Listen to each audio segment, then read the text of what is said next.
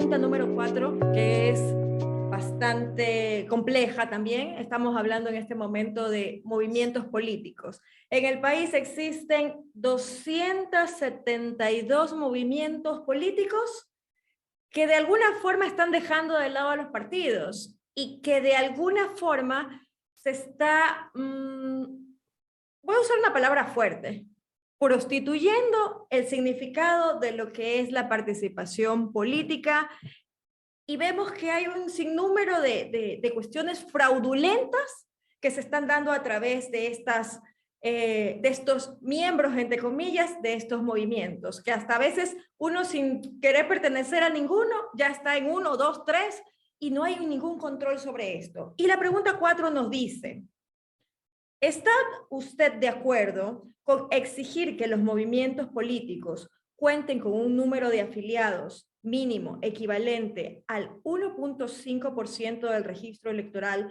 de su jurisdicción y obligarlos a llevar un registro de sus miembros auditados periódicamente por el Consejo Nacional Electoral? A ver, eso que acabamos de leer está establecido en el artículo 322 de la Ley Orgánica Electoral y de Organizaciones Políticas. Cito, dice: adicionalmente a la solicitud de inscripción, los movimientos políticos deberán acompañar la lista de adherentes a un número equivalente a por lo menos el 1.5% del registro electoral utilizado en la última elección de la jurisdicción. Artículo, no me lo he inventado yo, es el artículo 322, como dije, de la Ley Orgánica Electoral y de Organizaciones Políticas. Aquí a mí me gustaría hacer mención a lo que dice la Constitución de la República en sus artículos 108 y 109. El 108, voy a parafrasear el contenido, dice por un lado que las organizaciones, que los partidos y movimientos políticos son organizaciones públicas, no son estatales, y constituyen la expresión de la diversidad y la palabra exacta que se utiliza no es diversidad, sino de la pluralidad de lo que es el Ecuador. Estoy parafraseando el contenido. Nos habla también de la organización, de su estructura, el funcionamiento, que tienen que ser a través de procesos democráticos. Nosotros hemos escuchado muchas veces, mejor dicho, no muchas veces, cada vez que hay un proceso electoral, se habla de las primarias en los partidos. Las primarias que algunos partidos se las pasan. ¿Quién sabe por dónde, pero se las pasa? Y no hay las tales primarias, ¿no? De ahí que ha sido público y notorio el descontento de ciertos líderes de separarse de los partidos porque nunca se realizaron las primarias y de pronto sale tal o cual candidato privilegiado a correr en X contienda electoral. Esas primarias son dedocráticas, no son democráticas, sino dedocráticas, porque es el que más le gusta, el que más va sin... el que más le parece simpático, etcétera, y esos son por A o B motivo que uno desconoce, son los que llegan. Exacto, y también es importante que el artículo 108 de la Constitución que estoy mencionando nos habla también de la participación paritaria, es decir, hombres y mujeres. En las directivas, habla también de la selección de sus diversos candidatos, directivas, lo que mencionaba pues hace unos minutos, a través de las elecciones primarias. Por su lado, el artículo 109 de la Constitución nos dice que los partidos políticos son de carácter nacional y que mantendrán el registro de sus afiliados.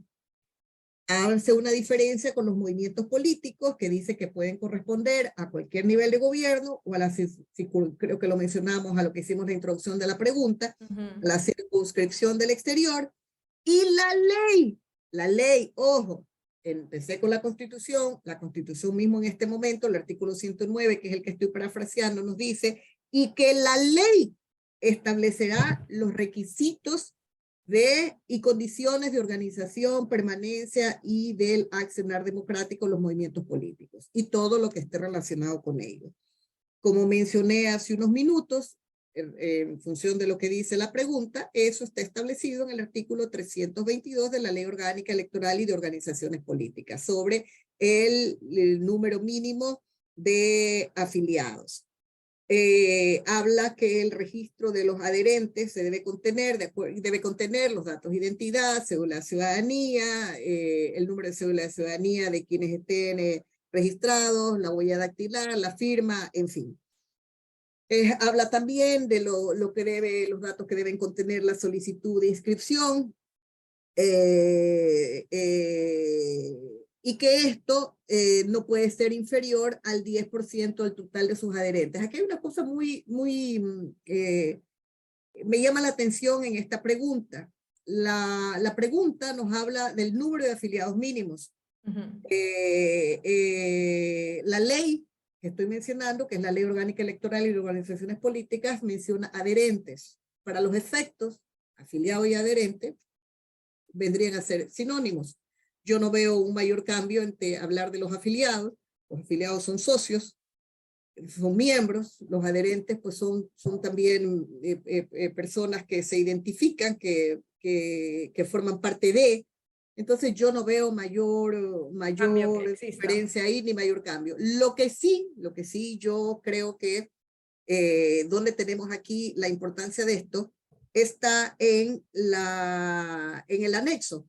Recordábamos hace unos minutos que hablábamos de los famosos anexos. Por ahí hay un video que más allá de no compartir su contenido, es una sátira, pero los anexos, para quienes no sé, para los abogados, los profesionales del derecho, a veces es medio confuso, algunos no lo entienden. Entonces imagínense para el común ciudadano que no conoce nada sobre leyes, que no conoce de derecho, que no conoce principios constitucionales, entonces es un poco complicado poder entender lo que dicen los anexos. Hice énfasis hace unos minutos cuando mencioné que la ley es la que establece cuáles son los requisitos y las condiciones de organización, permanencia y el accionar democrático de estos movimientos políticos, así como sus respectivas alianzas, incentivos y etcétera. Pero el anexo de la pregunta que nos ocupa, estamos hablando de la 4, dice que faculta al Consejo Nacional Electoral para que sea mediante resoluciones que regule todo el proceso de inscripción, número y registro de afiliaciones, estatutos, el sistema de información biométrico, todo lo que es la plataforma electrónica y todo lo que está relacionado con el estado de afiliación.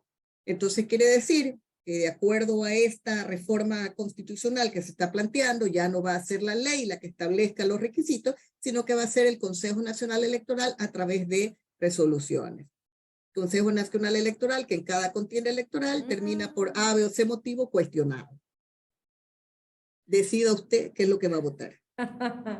Otra vez caemos en la misma estructura de limitar a ciertos consejos para que sean jueces y partes de alguna cosa, y vuelve a caerse en la misma situación. Que esto es un arma de doble filo, según estoy viendo. El gobierno se está manejando con un arma de doble filo porque no sabe quién va a estar dentro de esos consejos. En la pregunta anterior estábamos hablando de un consejo que era manejado por el fiscal general. Y acá estamos hablando por el tribunal, por el CNE. El Consejo Nacional Electoral. Ajá, el CNE. Entonces, estamos poniéndonos, creo, sin temor a equivocarme, yo creo que se está poniendo un cuchillo al cuello.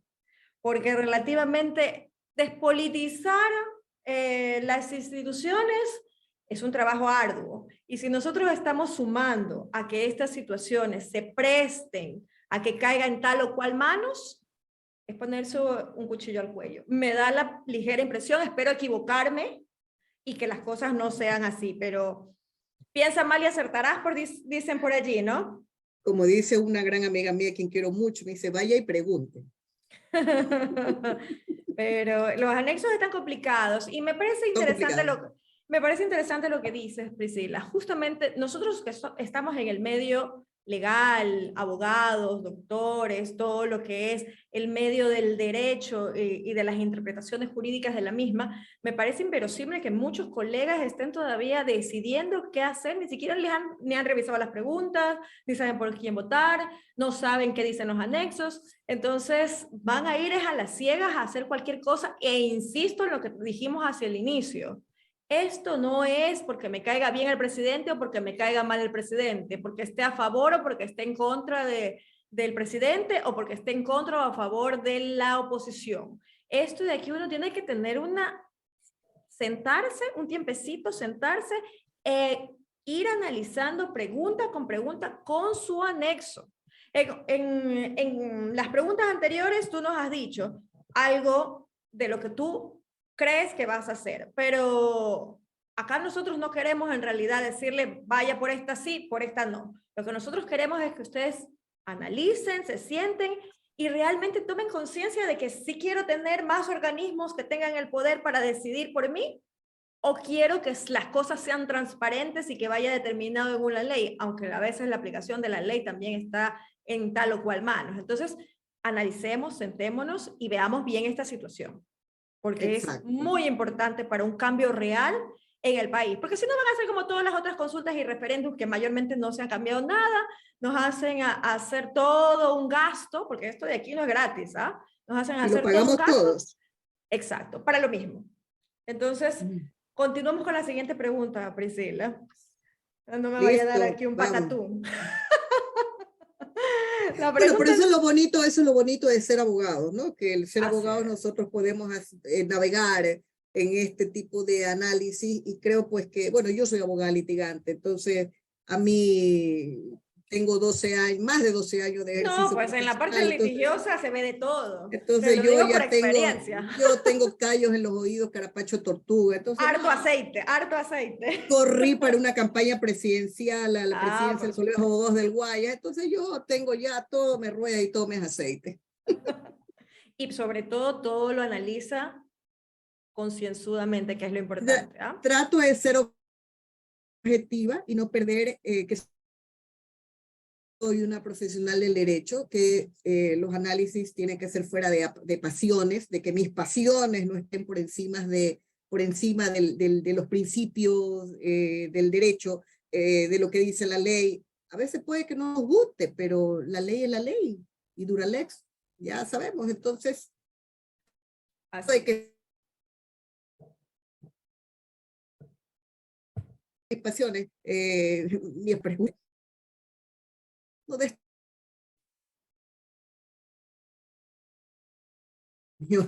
dice, porque dice, no digas tu opinión, esa es tuya, esa es para tu foro interno. Simplemente hagan el análisis técnico y Claro. listo. Aquí tratamos de analizarlo dentro de su parte positiva y negativa para que ustedes elijan, así poniéndole un abanico y ustedes son los que eligen. Seguimos. Las autoridades de control, en el quinto punto. Así es. Autoridades de control, Pregunta 5. así es. En su afán de las competencias, aquí vamos a tratar un poco del asunto de la participación ciudadana, este consejo bastante complejo, ¿no? También. ¿Está usted de acuerdo con eliminar la facultad de designar autoridades que tiene el Consejo de Participación Ciudadana y Control Social e implementar procesos públicos que garanticen participación ciudadana, meritocracia y escrutinio público, de modo que sea la Asamblea la que designe a través de estos procesos que actualmente elige el Consejo de Participación Ciudadana? Bueno, aquí vamos a hablar de todos estos procesos para designar autoridades, un consejo de participación ciudadana que nos ha quedado con bastante deuda, ¿ah? En el cual se han dado bastantes conflictos dentro del mismo y ese no era el proceso, para eso no se lo eligió, es participación ciudadana, no participación política, para eso ya tenemos otras entidades que también están politizadas. Sí, lamentablemente el Consejo de Participación Ciudadana tuvieron que irse los consejeros a su casa, pues hace poco fue de conocimiento público la sentencia constitucional que los cesó en funciones. Ojo que hay algunos de los consejeros que fueron cesados están corriendo para reelección. Si esta consulta no pasa o esta pregunta no pasa, o pasa mejor dicho, no sé cómo se van a posesionar porque de acuerdo a la sanción no pueden ejercer cargo público por el lapso de 2 años. Entonces, ahí hay un conflicto. Y efectivamente, el Consejo de Participación Ciudadana se centró en lo que es la actividad política, en nombramiento de autoridades, pugna de poderes con el Consejo de la Judicatura, lo que pasó, bueno, y se habló de cualquier cosa menos en la participación ciudadana, ya que esa era o por lo menos una de las funciones más importantes de este consejo. Pero en fin, aquí hay una cuestión interesante y nuevamente vamos a los anexos. A los anexos. Claro, porque este anexo es interesante, porque este anexo nos habla de todo un procedimiento para la elección, no solamente de los consejeros de participación ciudadana, sino también de los vocales del Consejo de la Judicatura, que hace pocos días se posicionó, finalmente por un fallo de la Corte Constitucional, se posicionó el doctor Álvaro Román como presidente del Consejo de la Judicatura. Entre paréntesis, Consejo de la Judicatura, que también nos está debiendo muchísimo. Un Consejo de la Judicatura que lamentablemente pues ha sido cuestionado y muy cuestionado. Pero en fin, ¿a qué me quiero referir a lo que habla el anexo? El anexo nos habla de todo un procedimiento. Y según este anexo nos dice que es el Pleno de la Asamblea Nacional que va a designar, que designará, dice, y posesionará a las máximas autoridades titulares y suplentes de, ojo, Contraloría General del Estado, Fiscalía General del Estado, la Defensoría del Pueblo, la Defensoría Pública, los miembros del Consejo Nacional Electoral y el Tribunal Constitucional. Entonces, iba a ser el presidente de la Asamblea Nacional quien da inicio a la designación mejor dicho, que da inicio realiza la convocatoria, va a ser quien realice la convocatoria a postulación ciudadana. Es decir, pues que suena bonito así, ¿no? Se va a abrir la postulación y los ciudadanos que crean tener los méritos, pues van a concursar para esto. Y también va a ser responsable el presidente de la Asamblea Nacional de la publicación de la lista de las organizaciones veedoras. Esto va a tener una veeduría. Hasta ahí suena bonito. Habla de que, luego nos habla de cómo va a realizarse la selección de los candidatos. Estamos hablando de la Contraloría General del Estado, la Fiscalía General del Estado, Defensor Público, Defensor del Pueblo y los miembros del Consejo Nacional Electoral. Entonces nos habla de que la selección de los candidatos van a ser por comisiones técnicas. Estas comisiones técnicas son las que se van a encargar de revisar la admisibilidad de las postulaciones, va a valorar a los postulantes, va a resolver, atenderá y resolverá las impugnaciones y va a emitir el informe. Y su informe dice que va a ser vinculante de titulares y suplentes en el orden de prelación. Y este no puede ser revisado ni modificado por la Asamblea Nacional. Luego viene el presidente de la Asamblea Nacional y va a convocar al Pleno para la designación y la posición de los candidatos. Estas comisiones técnicas nos habla que van a ser conformadas. Escucha la conformación de las comisiones técnicas. Un delegado por cada función del Estado, 2 ciudadanos, 2 representantes de las universidades, y que la forma de delegación, las atribuciones de las comisiones técnicas de revisión y de selección, van a ser según el caso que está normado en el famoso anexo, ¿no? Entonces, el Pleno de la Asamblea Nacional, ojo, el Pleno de la Asamblea Nacional tiene 90 días contados desde la convocatoria a la postulación ciudadana, y si no resuelve en esos 90 días, se va a entender designadas y posesionadas las autoridades titulares y suplentes, en el orden de prelación que haya sido fijado por la comisión técnica. En el caso, se me está cayendo, en el caso de la designación de las autoridades que las ternas cuyo origen sean la Presidencia de la República, es decir, las ternas que sean enviadas por el Presidente de la República, ¿cuáles son esas? Los superintendentes, el procurador y el procurador general del Estado. Aquí el Pleno de la Asamblea Nacional va a votar por los candidatos que superen la impugnación ciudadana en el orden que haya sido remitido por el Presidente de la República. Y va a designar los titulares y los suplentes con el voto de la mayoría absoluta de la Asamblea Nacional, es decir, de los asambleístas.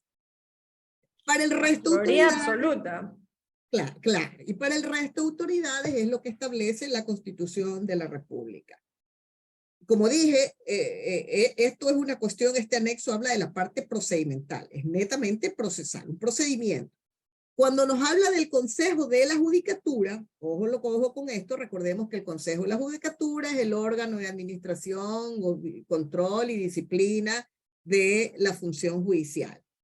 Nos dice que ellos van a hacer, que los asambleístas nacionales van a designar una comisión técnica de selección que va a estar compuesta por 5 miembros. Un delegado de la función de transparencia, un asambleísta nacional, ahí van 2, y 3 representantes de las universidades. Los comisionados van a ser designados de la misma forma que se lo hace para las comisiones técnicas de selección, exceptuando el asambleísta nacional, que lo elegirán los asambleístas y será pues por voto de mayoría, ¿no? Y esta comisión técnica también va a emitir un informe vinculante al Pleno de la Asamblea Nacional con la lista de candidatos admitidos como titulares y suplentes. Y que esta lista es inmutable, no puede ser reformada ni modificada por la Asamblea Nacional. Y en este caso se tienen 60 días contados desde la recepción de la lista para que la Asamblea realice la votación. Si no se realiza la votación en esos 60 días, porque se entenderán designados y habrá que posesionarlos. Entonces, ¿qué es lo que yo, al menos leyendo todo esto, veo? Que va a ser el Pleno de la Asamblea Nacional quien designe y posesione a las autoridades de control. Fiscal General del Estado, el Contralor General del Estado, la Defensoría del Pueblo, la Defensoría Pública, los miembros del Consejo Nacional Electoral, el Consejo de la Judicatura. Regresamos a la Constitución del 98 con un proceso más largo.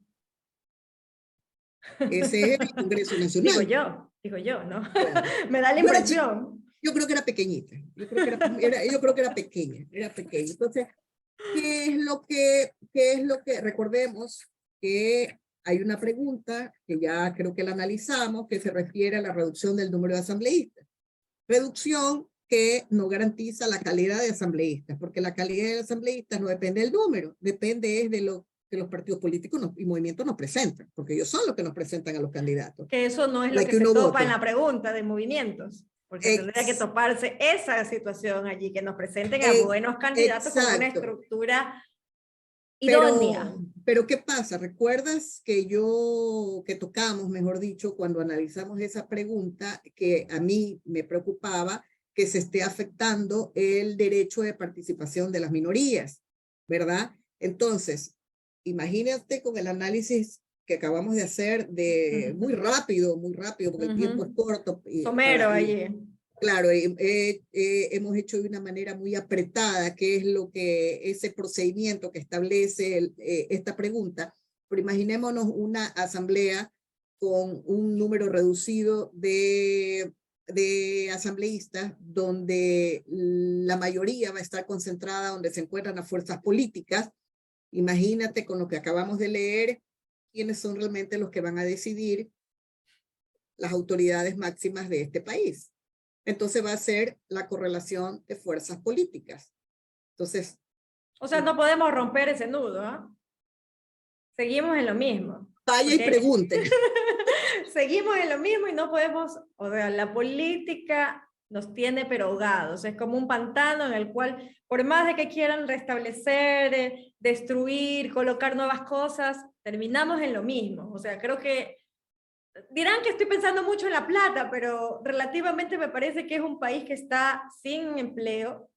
Digan lo que digan las estadísticas, porque hay que ver también otros factores económicos que no lo han visto los asesores de este gobierno realmente. Pero lo que se ve día a día es un país que está sumido en falta de empleo, sumido en gente que anda por las calles, no sé si consumiendo, no consumiendo, pero anda por las calles. Entonces cada día yo veo más gente vagabunda. Entonces, ¿dónde está esa querer mejorar toda la estructura de ese Estado? ¿Dónde están estas leyes que se están diciendo? Bueno, vamos nosotros a votar, a querer, sí, nos están preguntando, sí queremos cambiar, pero seguimos sin meterle el dedo en donde realmente está ese cáncer y arrancarlo, pero de raíz. Eso es lo que no hacemos todavía. No sé si ya lo mencionamos o fue las conversaciones que hicimos en off antes de iniciar esta interesante grabación, pero comentaba que alguien me dijo, sí, yo voy a votar sí para que se vayan todos. ¿Que se vayan dónde a dónde? ¿Todos a dónde? Pero es que esa no es ninguna de las preguntas. Exacto. Esa no es ninguna de las preguntas. Otro me dijo, sí, porque para que se vayan todos con la extradición. Pero ya mencionamos que lo que es la extradición, que es un proceso. Entonces, a mí me aterra realmente el poco conocimiento que existe al respecto. Lamentablemente creo que seguimos sin cultura política, sin cultura de análisis, y es lamentable que en este siglo, el Ecuador, nosotros continuemos en este vaivén Yo creo que, y aquí estoy haciendo un pequeño paréntesis al análisis, yo creo que a la ciudadanía, en su gran mayoría, falta empoderamiento, falta conocimiento de derecho, falta conocer qué es lo que dice la ley, y eso también hay una especie como de despreocupación, ¿no? Allá los políticos, allá ellos. Yo voy acá porque necesito el papelito para sufragar. Y no, esas no pueden ser las reflexiones. Es el futuro del país el que está en juego. Y que bueno, está un futuro bastante oscuro. Lo veo como esos días que están ahorita de invierno, que se ven así, esas nubes negras, negras que se acercan. Así estoy viendo nuestro futuro realmente y nuestro presente, porque vemos todos los días y no quiero topar esa triste realidad de asesinatos todos los días, pero que existe y que tengan o no tengan antecedentes penales, no estamos dentro de esa parte de decidir sobre la vida o muerte de las demás, ¿no? Y lamentablemente eso es algo que no es responsabilidad del presidente Lazo. Lamentablemente en su gobierno ha reventado y ha explotado esto, pero esto es una... Pudo ser en cualquiera. Exacto, lamentable. Ahora también hay una cuestión. Ahora hay redes sociales, hay cámaras, hay siempre alguien tiene por ahí un celular y filma, ¿no? Pero lamentablemente esto es una cadena y consecuencia y lamentablemente le tocó al presidente pues esta macabra ola de violencia que nosotros estamos viviendo. Y que algunos se aprovechan de la misma para hacer sus aportes políticos también, y eso es también detestable. Pero, así es. Y no quiero olvidarme de esto, y aunque suene cuña, realmente lo que dices, existe una desinformación, pero para eso estamos aquí, para eso se estableció nuevamente traer a seguridad jurídica, porque ya estamos cansados de que haya tanta desinformación, hay por todos lados desinformación, aquí cada quien jala agua para su molino, y por eso nosotros dijimos, queremos darles un panorama de las preguntas. Al inicio comenzaste a decirnos algo de tu criterio, pero ya después decidimos no, lo vamos a decir en términos generales. Exacto. Para que la gente decida, o sea, Priscila va a votar tal o cual, Aurora va a votar tal o cual, pero ustedes tienen también el poder de coger, leerlas un poco, más nuestro análisis, sacar su propio criterio, porque todos tenemos esa capacidad, esa inteligencia para poder ser críticos de nuestro futuro y del futuro de los que vienen, que es también algo que tenemos que tener en conciencia. Es el presente y el futuro. Así es. Porque ya el pasado es pasado. Así me decían antes. El pasado es pasado. El futuro está por venir, pero el presente es ahora. Así que tienen que tomar conciencia y estamos aquí justamente para eso con seguridad jurídica. Priscila, nos entramos mucho más a este Consejo de Participación Ciudadana con la pregunta 6. Consejo de Participación. Nos dice en la pregunta 6, ¿está usted de acuerdo con modificar el proceso de designación de los miembros del Consejo de Participación Ciudadana y Control Social para que sean elegidos mediante un proceso que garantice participación ciudadana, meritocracia, escrutinio público llevado a cabo por la Asamblea Nacional? Lo que hablamos. Volvemos al famoso anexo.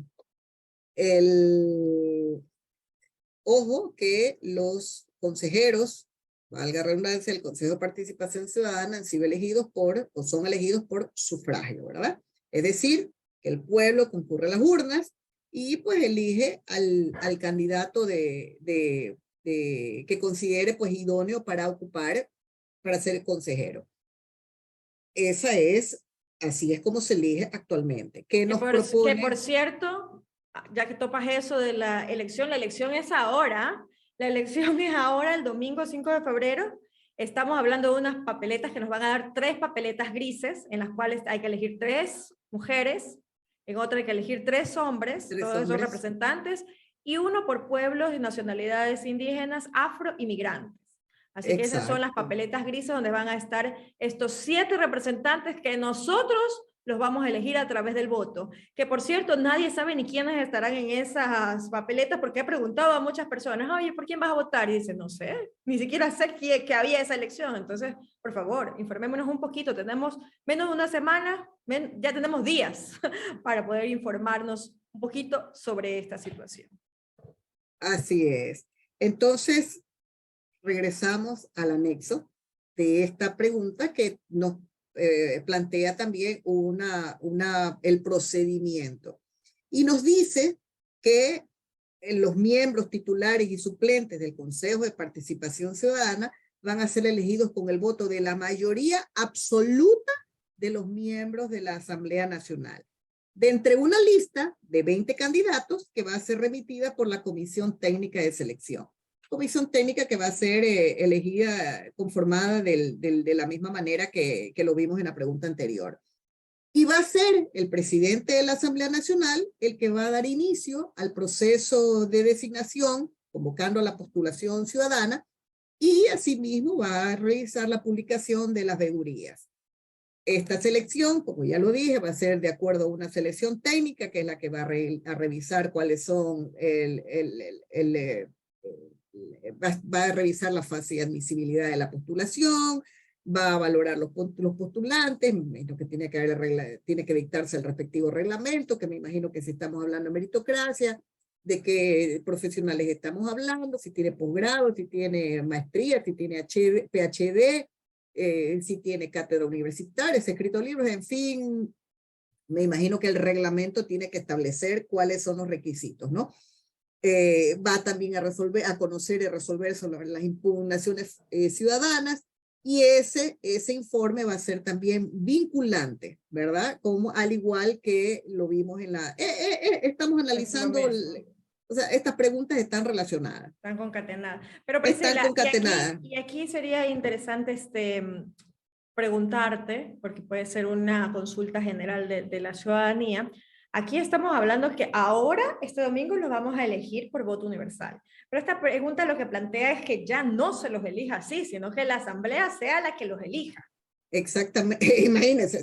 Ahora, yo entiendo, lo que debería suceder es que si gana el sí en esta pregunta, Ya ahora no recordemos que aquí hay una cosa muy importante, ¿eh? Hay gente que está confundida porque dice, yo voy a votar en plancha. No, aquí no hay ninguna plancha. Aquí no es candidato a nada. Aquí son, ojo ciudadanía, son 8 preguntas autónomas individuales y usted puede contestar, esta me gusta, digo sí, esta no estoy de acuerdo, pongo no, esta de más abajo tampoco no, la que siguiente tampoco no, y las últimas estoy de acuerdo, voto sí. O a la inversa. ¿Ya? O a la inversa como guste, pero puede votar sí o no en cualquiera de las preguntas. Esto no es de que voto en plancha, no, y tampoco cosa, se puede votar en plancha, Priscila, te porque anula el voto, donde Exacto. el marca raya toda la papeleta está anulada. Hay que Así marcar... que no se dejen tampoco engañar por esa situación. Es pregunta autónoma y ustedes van por cada pregunta poniendo un sí o un no. Esa es su decisión. Exacto. Entonces, vuelvo y al análisis que hice en la pregunta anterior. Ya aquí no va a ser la voluntad del pueblo expresada en las urnas quien elija a los consejeros, sino que va a ser la mayoría absoluta de los asambleístas quienes elijan a los consejeros. Regresamos nuevamente que van a ser de acuerdo a los acuerdos políticos, a los intereses, yo me atrevo a decir, es mi opinión, será de acuerdo a los intereses de las fuerzas políticas que se elegirán a los consejeros. No creo que sea de acuerdo a los intereses del país. Yo insisto y espero estar equivocada. Yo realmente espero estar equivocada, Aurora, y espero que de pasar la pregunta en la que se nos habla de reducir el número de asambleístas, ojalá que esa reducción implique mejorar la calidad de asambleístas y que tengamos en una asamblea nacional gente muy preparada, altamente preparada, de acuerdo a la especialidad, y que no se olviden y que cumplan el rol principal de la Asamblea Nacional, que es legislar y fiscalizar. Ahí está en cada uno de los ciudadanos que nos están viendo tomar un voto consciente, de no elegir para asambleístas al que más mueve el cuerpo en televisión o el que más me habla feo en televisión, porque ni siquiera es el que habla bonito, sino lo peor de lo peor, el que canta por ahí, el que hace... O sea, yo no quiero disminuir a las profesiones, pero zapatero a tu zapato. O sea, ¿cómo puedes decir que una persona que no tiene conocimiento de leyes vaya a hacer las leyes que van a manejar nuestro país, que van a fortalecer nuestro sistema jurídico, económico, social, cultural? Entonces, no, hasta esas personas podrían hasta hacer su propia comisión. Ahí está la de participación ciudadana, pueden hacer sus comisiones y presentar proyectos de ley, pero estando en la asamblea no lo hacen. Ahora peor fuera.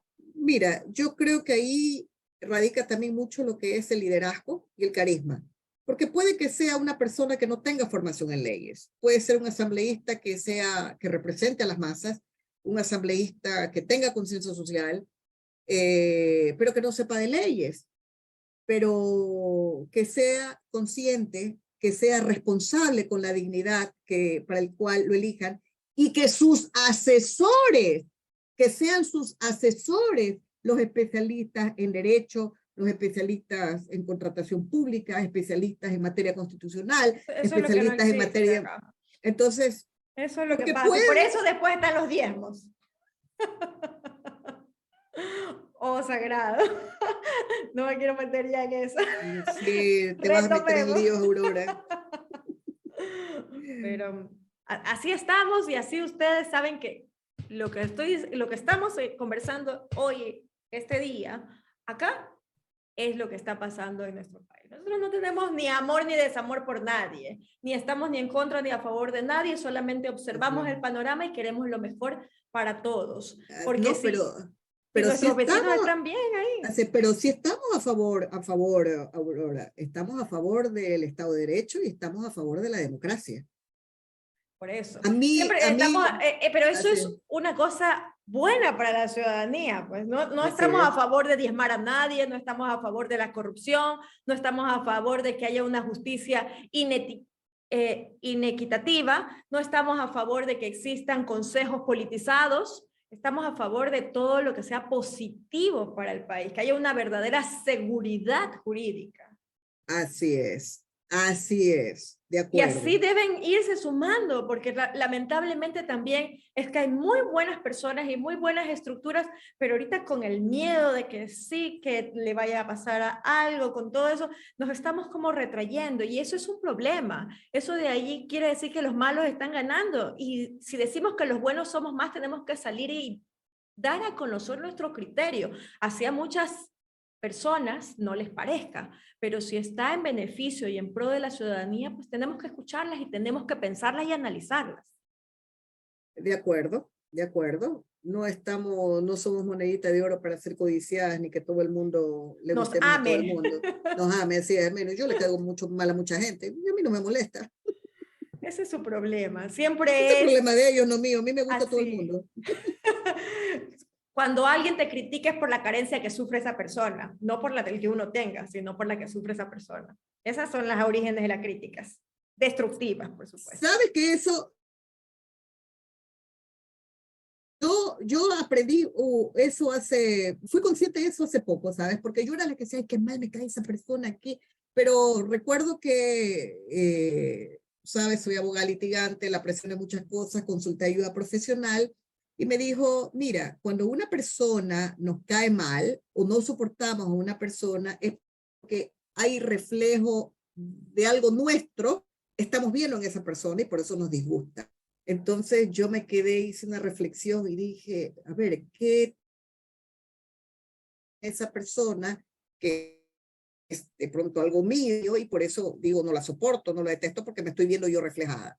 Eso es a grandes rasgos, ¿no? Y yo aprendí mucho de eso y creo que en función de eso he madurado, he dado un giro de 180 grados, por eso yo ahora amo a todo el mundo me cae bien, a mí yo digo, no, si alguien tiene un problema que yo le caigo mal, que no le gusta cómo hablo, que no le gusta cómo me muevo, que hasta cómo me visto, pues yo lo abrazo porque digo, pues el problema no es mío, el problema es de esa persona.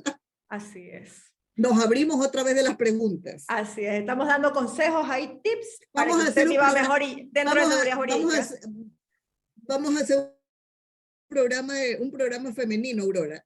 Por supuesto, ahí ya invitamos aquí a una psicóloga y un economista y también nos abrimos camino por ese lado. Pero seguimos en seguridad jurídica y vamos a la pregunta 7 para que usted tenga más razones por qué elegir tal o cual pregunta en el sí o en el no. Protección hídrica es la pregunta 7 que tiene en el contexto, nos dice, ¿está usted de acuerdo con que se incorpore un subsistema de protección hídrica al Sistema Nacional de Áreas Protegidas?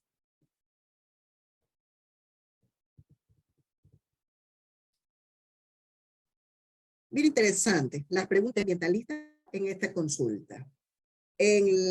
la pregunta puntual que estamos analizando en este momento, la pregunta 7, me remito nuevamente a la Constitución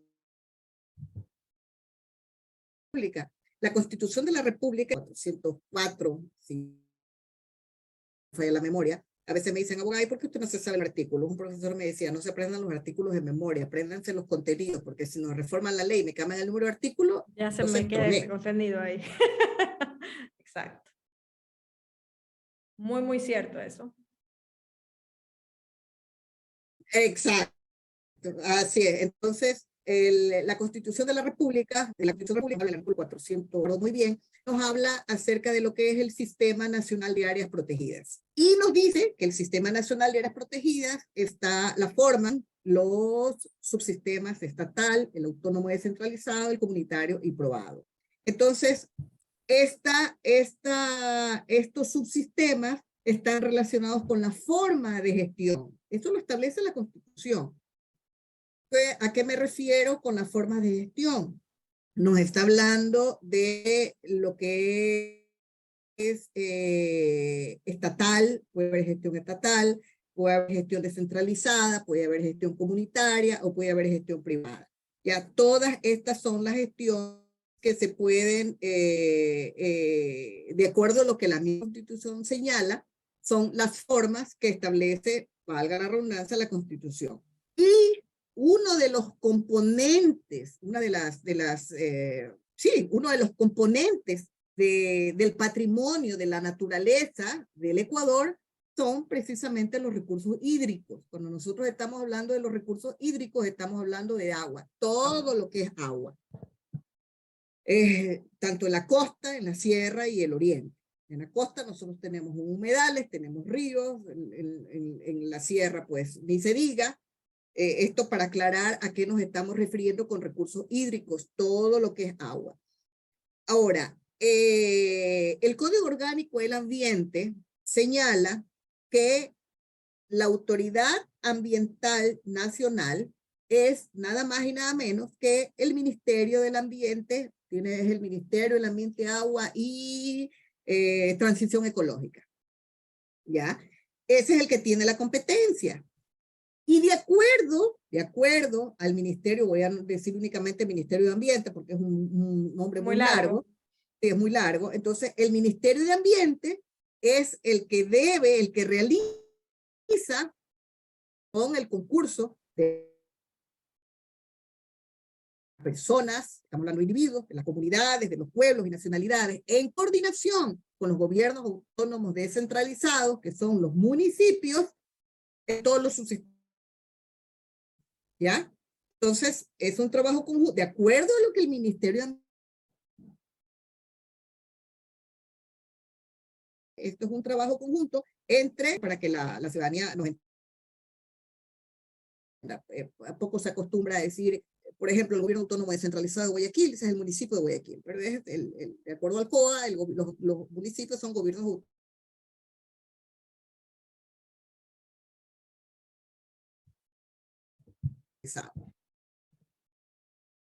Entonces, la ley orgánica, y nosotros tenemos de recursos y aprovechamiento, señala cuáles son los territorios donde existan fuentes de agua declaradas como de interés público para su mantenimiento, conservación y protección, que avancen el consumo humano o garanticen la soberanía alimentaria, las mismas formarán parte del Sistema Nacional de Áreas Protegidas. Es decir, que de acuerdo a la ley, en todos estos territorios donde existan fuentes hídricas, dice que formarán parte del Sistema Nacional de Áreas Protegidas. Y será la Autoridad Única del Agua, previo a un informe técnico que es emitido por el Ministerio de Ambiente, ¿verdad? Que es la autoridad ambiental, en coordinación con los gobiernos autónomos descentralizados, que establezca y delimite cuáles son las áreas de protección técnica. Entonces, perdón, estamos hablando cuáles son las áreas de protección hídrica. Entonces, regreso al inicio. La competencia para establecer y delimitar las áreas de protección hídrica las tiene el Ministerio de Ambiente con los gobiernos autónomos descentralizados. La introducción que hice fue para ilustrar cómo opera esto. Entonces, la misma ley señala que una vez que estén delimitadas las áreas de protección hídrica, estas entran a formar parte del Sistema Nacional de Áreas Protegidas y que de acuerdo a la Constitución, de acuerdo a la Constitución de la República, en el artículo 400 y adelante y siguientes, dice que está prohibida la actividad extractiva de recursos no renovables como la minería. Un colega, alguien que le tengo mucho aprecio, el doctor Carlos Castro, expresidente del Colegio de Abogados de Cuenca, ha hecho un análisis maravilloso. Él es past president del Colegio de Abogados de Cuenca, de la SUAY, mejor dicho, de la provincia de la SUAY, Colegio de Abogados del... Entonces, hizo un análisis muy maravilloso, muy didáctico, muy digerible. Yo comparto con él mucho de su criterio. Hizo llegar, estamos nosotros en un chat, como indicaste al principio, yo soy miembro del directorio de la Federación Nacional de Abogados del Ecuador, el doctor Castro como past president del Colegio de Abogados de la provincia de la Azuay, estamos en contacto permanente a través del chat del directorio, y él hizo llegar un material muy interesante sobre un proyecto presentado en la ciudad de Cuenca. Cuenca nos da a nosotros ejemplos en algunos casos sobre lo que es la minería ilegal, el extractivismo ilegal. Entonces, yo no he tenido oportunidad, por falta de tiempo, de abrir el documento, ya, pero hay un trabajo muy importante que ha realizado vaya, se me escapa el nombre en este momento, es un proyecto preparado por ellos, relacionado con las áreas de protección hídrica en la provincia de la Azuay. Ellos allá tienen unos problemas terribles por extracción minera ilegal. Entonces ellos están muy preocupados por eso. Tienen inclusive algunas consultas, me parece que tienen 2 consultas populares, la de Cuenca y no recuerdo el otro nombre, la de Girón. Entonces ellos tienen algunas acciones constitucionales donde han tenido sentencias a favor, y pues algunas lamentablemente han quedado en lo que es letra muerta. Entonces en la nada. hay una de lamentablemente. Entonces hay sí. Para ir acortando un poquito la estructura de esta pregunta, aquí tenemos que tener en claro que estamos hablando de los recursos hídricos, que estamos hablando del agua, la protección hacia el agua. Tenemos en todas nuestras estructuras regionales, exceptuando Galápagos, porque Galápagos nosotros llevamos agua hacia Galápagos, agua potabilizada. Tenemos este recurso que es un recurso no renovable, que cuando hablas de la minería, estamos hablando de contaminación de este recurso. Cuando estamos hablando de estructuras en el oriente, ya hemos visto casos en el cual la explotación petrolera ha contaminado estos ambientes y que causa bastantes destrozos a la vida silvestre, al ecosistema, a la vida humana. Entonces, aquí estamos hablando de un recurso que necesita esa protección, que hay ciertos lineamientos también constitucionales y legales, pero que aquí le quieren dar una reafirmación de esta estructura de protección a las mismas, ¿no? Pero como te lo indicaba, para mí eso se encuentra, es mi opinión, eso se encuentra debidamente legislado. Eso se encuentra legislado, las normas legales existen. Y hay hasta referéndums y consultas que se hicieron acerca de exacto, entonces similares. O sea, si como la misma ley lo determina, si el Ministerio del Ambiente establece un área de protección hídrica que necesita ser protegida, pues se emite su informe técnico y obviamente en coordinación con el Ministerio del Ambiente, eso tiene que pasar y ser incluido en el Sistema Nacional de Áreas Protegidas. Entonces, no ves hacia dónde va esa pregunta. ¿Cuál es la finalidad? Para mí eso se encuentra debidamente legislado. Se encuentra debidamente legislado. Entonces, un poco sí me asalta a mí la curiosidad y la duda de por qué razón está otra vez integrada en este referéndum. Y existiendo la norma legal, esto se lo eleva a consulta constitucional. Además, aquí hay otra cuestión. Aquí no nos habla otra vez el famoso anexo de la pregunta. Ahora, ojo, recordemos que después del si gana el sí, digo que si gana el sí, porque si eso sucede. Ese es el que da el paso a. Exacto, se necesita hacer la reforma constitucional. Entonces, si gana el sí, me salí de pantalla, perdón, ando haciendo travesuras aquí. Entonces, si gana el sí, recordemos que el 6 o el 7 de febrero no es que ya tenemos que reformar, ya tiene que reformarse la Constitución. Mañana mismo está, al 8 o 9 ya está.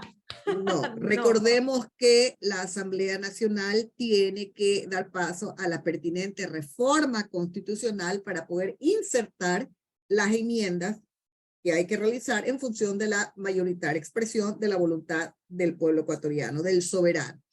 Pero, ¿qué dice en esta pregunta el famoso anexo?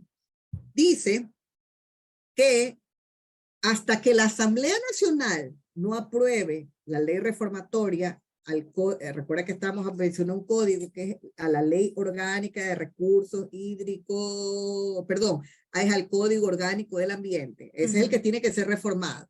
Mientras la Asamblea Nacional no realice la reforma a este código, ¿verdad? Entonces, el Ministerio de Ambiente, va a ser el Ministerio de Ambiente, que es la autoridad ambiental, quien expida los acuerdos ministeriales para aplicar estas enmiendas. ¿Qué quiere decir esto en buen romance?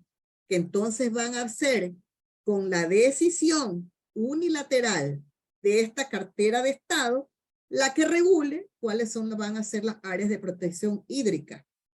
Y ahí mencionaste tú hace unos minutos, hablábamos de la explotación minera. Entonces esto hay que tener mucho cuidado porque nosotros hemos visto, se lo ve en las redes sociales, a veces lo hacen, lo cubren los medios de comunicación, de la destrucción o depredación. Minería ilegal.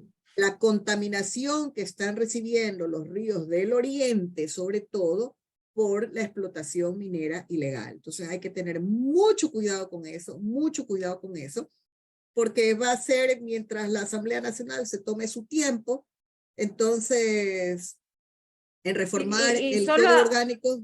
Y solo un paréntesis de la reforma del Código. No solamente es la parte de los ríos del Oriente. Yo estuve, mencionaste en Cuenca, yo estuve hace poco tiempo en Cuenca, en la cual estuve con un conocido del tema, un conocido allá también de Cuenca, en el cual me decía que cada vez la ciudad se expande más y van hacia la montaña, hacia donde están estos recursos hídricos y siguen ingresando, es indiscriminadamente. Entonces, se hacen más casas, más planes habitacionales, pero allí hay un problema con el agua también. Entonces, eso tampoco lo ven. Tal vez la minería es como más visible, pero esta otra parte también está causando estos estragos. Exacto, válida la aclaración. Estamos tocando solamente el punto de la minería, pero también hay otra cuestión. Los ríos que son contaminados porque hay ciudades que descargan todavía en los ríos. La contaminación, iba a mencionar cierto río, pero prefiero no meterme en líos. Pero los ríos de los cuales surten a nuestras tomas de agua, pues no son precisamente limpios, ¿no? La doctora Inés Manzano, quien yo admiro mucho y es una especialista en medio ambiente, tiene algunas investigaciones muy importantes sobre contaminación de los ríos que están cerca nuestro. Así es, porque nuestra calidad de agua es muy mala, muy mala. Entonces, y yo sí lo digo, muy mala la calidad de agua. Entonces, no solamente estamos hablando de minería ilegal, sino que estamos hablando de los ríos que alimentan a las ciudades de agua que se convierte después en agua potable. Entonces, estamos hablando de todo eso, ¿no? Estamos Así hablando de es. todo No eso. hay un Entonces, cuidado realmente con ese recurso hídrico. Entonces, Por ahí decía un conocido jurista que lanzó un libro sobre toda la parte de los recursos hídricos, que las próximas guerras van a ser por agua. Entonces, siempre me quedó esa situación allí de que todo puede pasar realmente. claro. Ahora, ojo, no perdamos de vista, ¿no? Que aquí lo que estamos hablando es de esas áreas que son esas áreas de protección hídrica que son excluidas del Sistema Nacional de Áreas Protegidas, que esa es la pregunta, ¿no? Estamos hablando de los ríos que surten a las tomas de agua potable Sí. y bla, bla, bla, ¿no? Que puede confundirse la ciudadanía. Claro, porque este es un Sobre lo que subsistema de estamos diciendo. protección hídrica al Claro, Sistema pero para Nacional mí, de Áreas Protegidas. claro, pero para mí eso está debidamente legislado, para mí. Es mi opinión. Está bien. Pregunta 8.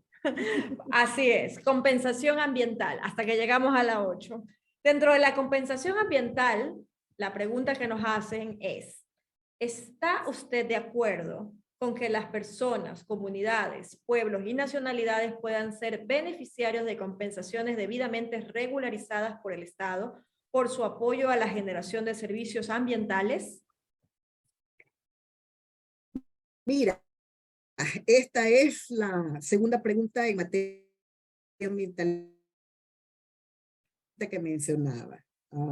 Hoy, de hecho no hoy, he estado a lo largo de estas semanas de que me hiciste la invitación, un poco más conversando con personas fuera de la abogacía para conocer su opinión, y conversaba yo con un profesional, una persona no abogada, pero una persona altamente preparada en su profesión, y me decía, yo voy a votar ahí sí porque yo no voy a permitir que los indígenas se lleven la riqueza del país.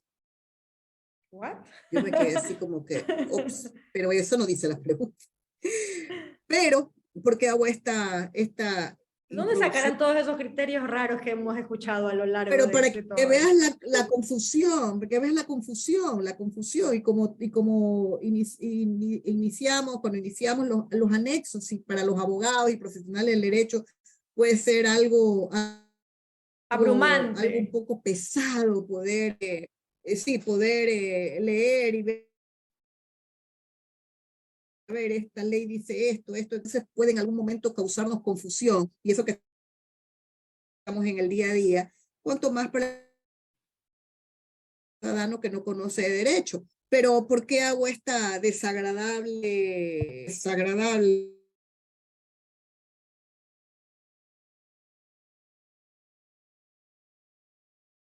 experiencia? Porque la Constitución de la República, en el artículo, voy a dar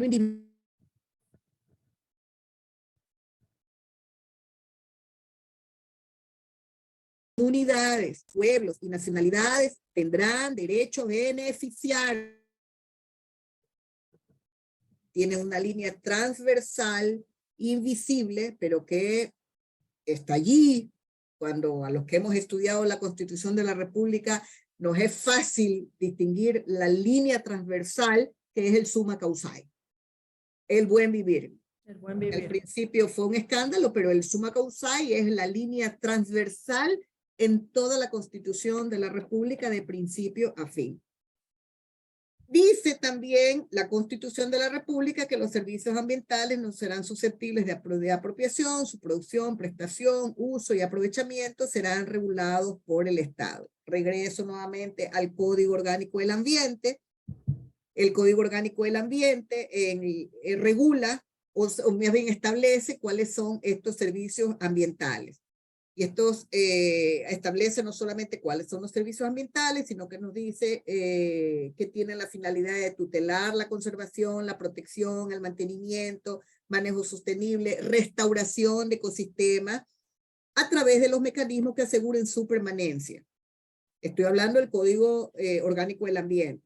Nos habla, por otro lado, que el mantenimiento y regeneración de las funciones ecológicas, así como toda la dinámica de los ecosistemas, ya sean los naturales o los que han sido intervenidos, que generan servicios ambientales que son indispensables para el sustento de la vida y que producen beneficios directos o indirectos para la población. Cuando estamos hablando de servicios ambientales, ¿a qué nos estamos refiriendo? Y eso lo dice el mismo Código Orgánico del Ambiente. Nos habla que son los servicios de aprovisionamiento, de regulación, el hábitat, culturales y los que determine la autoridad ambiental.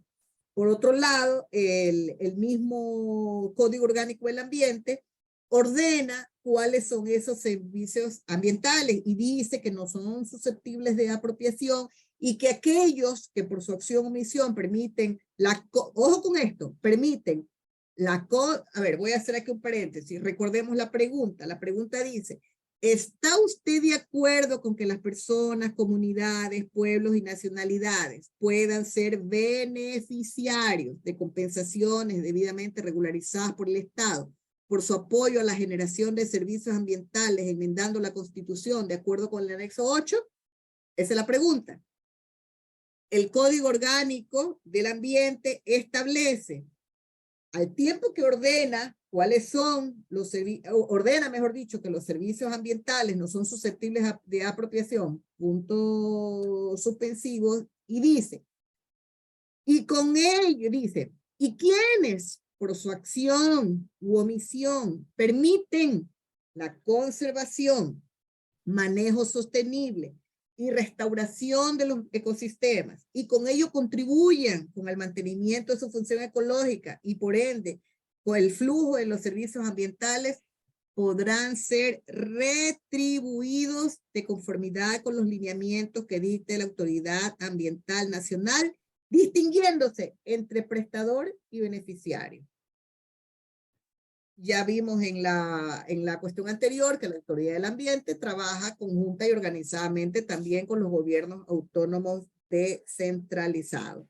Y ojo, el mismo Código Orgánico Ambiental señala también, regula las maneras de evaluación de aquellos que por su acción u omisión permiten la conservación, el manejo sostenible, restauración y todo lo que mencioné, dice que será la autoridad ambiental la que regule esas formas de evaluación.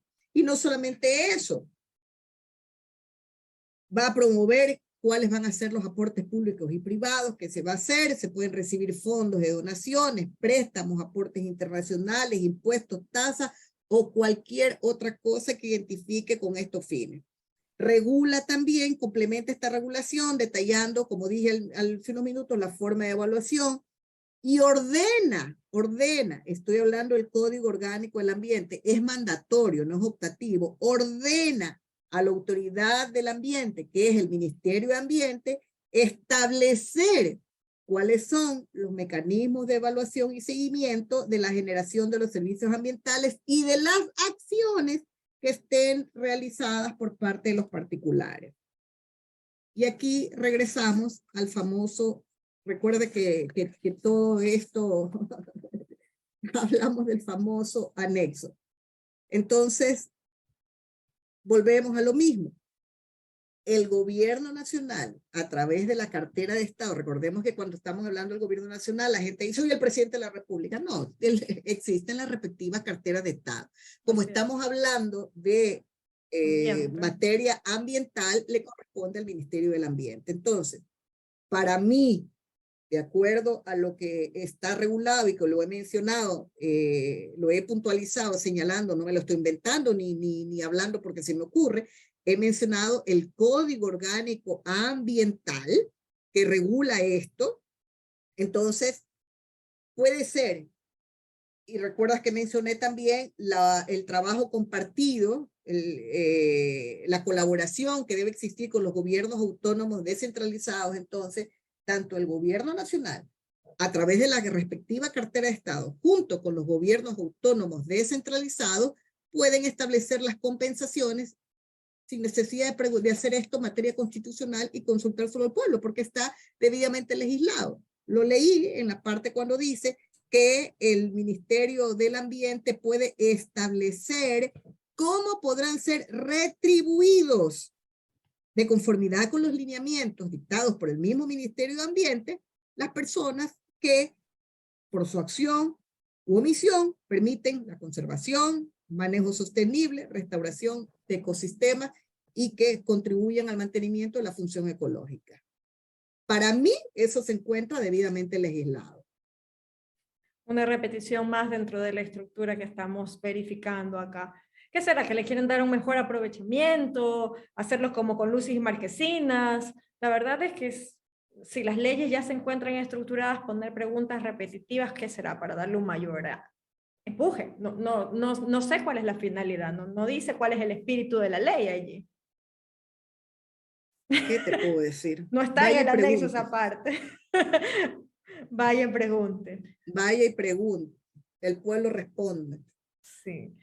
¿Qué te diré, Priscila? O sea, la idea, la estructura, si ya está, si es un fortalecimiento, no está tan bien explicado, pero como les dije, nuestros amigos que nos están escuchando son los que tienen la decisión por tomar, ¿no? Y habiendo analizado estas 8 preguntas extensas, realmente, muy someramente, porque con todo el anexo de esto nos debería haber llevado muchísimo más tiempo del que lo estamos realizando. Un programa por pregunta, pero lamentablemente el tiempo, así sea los canales virtuales, no nos da, lamentablemente. No nos da. Así que estamos tomando esta iniciativa justamente a través de Auden para poder llevar esta seguridad jurídica que la hemos visto que nos hace bastante falta el día de hoy en nuestro país. Yo quiero agradecerte, Priscila, una vez más por estar aquí con nosotros en Seguridad Jurídica recargado, Seguridad Jurídica que ha regresado para darnos un poco de luces. Realmente hemos dejado la parte de la academia, la parte del derecho, que es tan importante en estos instantes, retomar y darlo de una forma sencilla para que el ciudadano a pie pueda entender y pueda tener, exigir y pedir sus derechos. Que no es una situación que estén allí en letra muerta, como dijiste en algún momento. Somos ciudadanos y todos tenemos derecho a poder tener esa protección sobre nuestros derechos, ¿no? Sobre todo, lo que cada vez que tengo la oportunidad de que se me facilite un micrófono, lo digo, empoderamiento. A los ecuatorianos, lamentablemente, a una gran mayoría nos falta empoderamiento de los derechos. No conocemos cuáles son nuestros derechos, cuáles son nuestras obligaciones también como ciudadanos. Creemos que solamente tenemos que pedir y no qué es lo que nosotros como ecuatorianos tenemos que también dar al Estado, dar al gobierno, dar a nuestro país, dar a la sociedad. Yo más bien te agradezco a ti, Aurora, que me hayas dado la oportunidad. Creo que este es tu primer programa, ¿verdad? Así es. Entonces, me siento honrada y privilegiada de que me hayas dado la oportunidad de ser el primer programa de seguridad jurídica, el primero, pero no va a ser el último, independiente, ¿no? Porque ya seguridad jurídica tiene un largo camino recorrido, así que te agradezco muchísimo la oportunidad que me das, gracias por la confianza, por la credibilidad, en mi opinión, por el respeto al criterio jurídico. Te agradezco muchísimo y espero que con pequeñísimo aporte, porque podríamos hablar muchísimo más, pero que con este pequeñísimo aporte podamos ser una opinión orientadora a la importante decisión que este domingo tenemos que tomar los ecuatorianos. Así es. Es más, como les dije desde un inicio, no es una obligación, no lo debemos ver de esa forma, es un deber cívico. Y muchísimas gracias.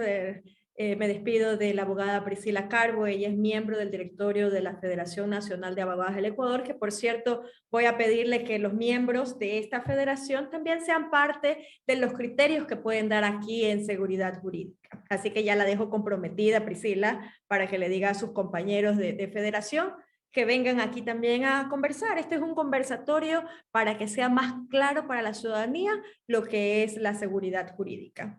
Encantada, Aurora querida, te voy a poner en contacto con el presidente del Colegio de Abogados de Santo Domingo Los Áchilas, que es el actual presidente de la federación.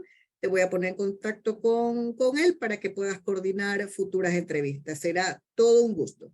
Por este medio solo necesitamos la estructura del Internet, nos podemos comunicar en cualquier parte del mundo, no solamente del Ecuador, para conversar diversos temas y tener informada a la ciudadanía. Ahorita hemos tenido un poquito de lluvia y por ahí hay un poquito de interferencia, pero todo es solucionable en estos ámbitos, ¿no?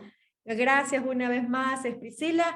Y para ustedes, los que nos están viendo, esto es seguridad jurídica, pero ustedes tienen la última palabra.